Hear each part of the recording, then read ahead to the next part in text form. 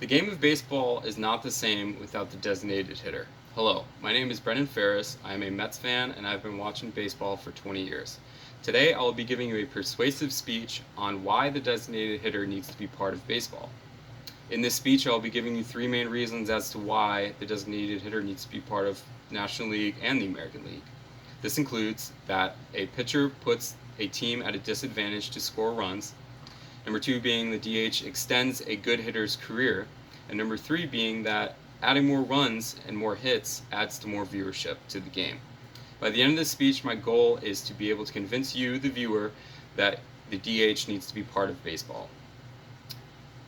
Starting with the idea that the pitcher is not as good as a hitter and puts the team at a disadvantage.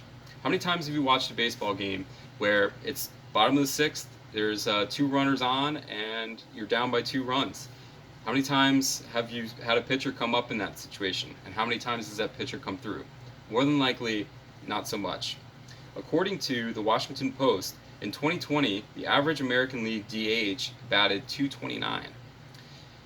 The National League pitcher in that same spot hit .131. Over the course of a season, this equates to about 80 runs over 600 at-bats. How many games does that equate to? How many games lost does that equate to in that situation, right?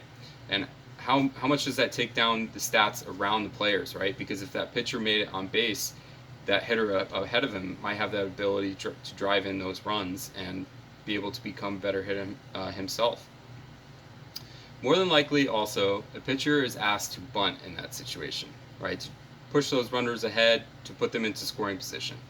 Even in that situation where they are only asked to bunt, more than likely they're unsuccessful, right? There's only a handful of pitchers throughout the league that can actually bunt well, hit well, among other things, right? And a lot of this has to do with the pitchers not wanting to really care about all that stuff. They care about pitching, what they do on the mound. That's what makes them money, not the hitting, right? So they're not practicing as much as, let's say, a first baseman or a second baseman at hitting.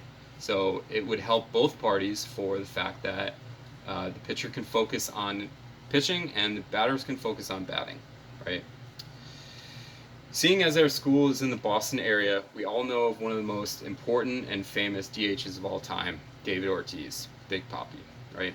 Over the course of his career, according to BleacherReport.com 2020, over 6,000 plate appearances, he hit .290 with a position record of 230 home runs.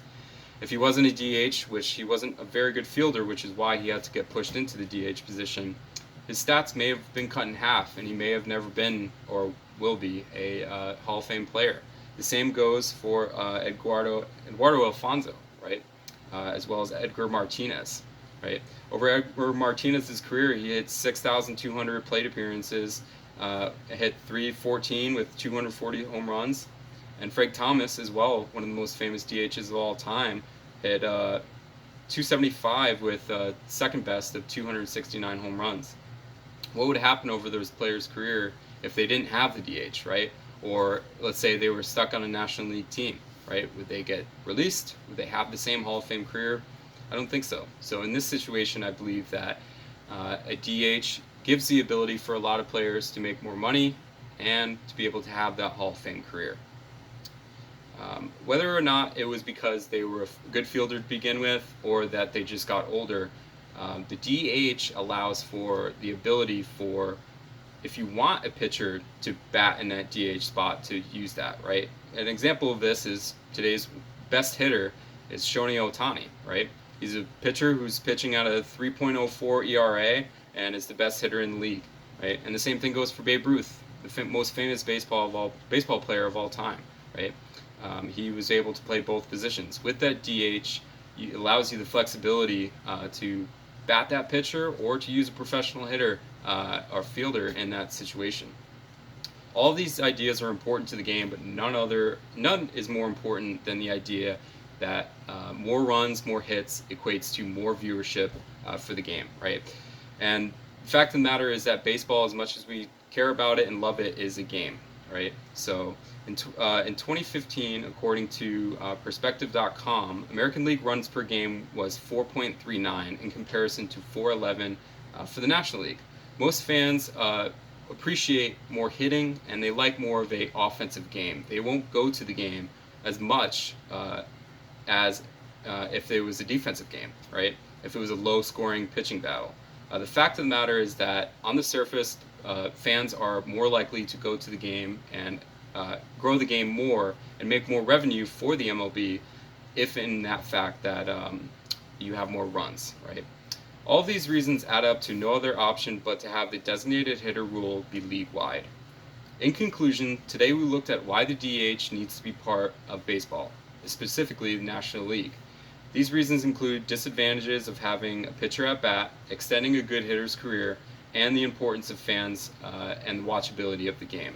I believe that all of these are integral reasons to why the DH needs to be part of the game and why it'll improve the game substantially. Thank you and have a great day.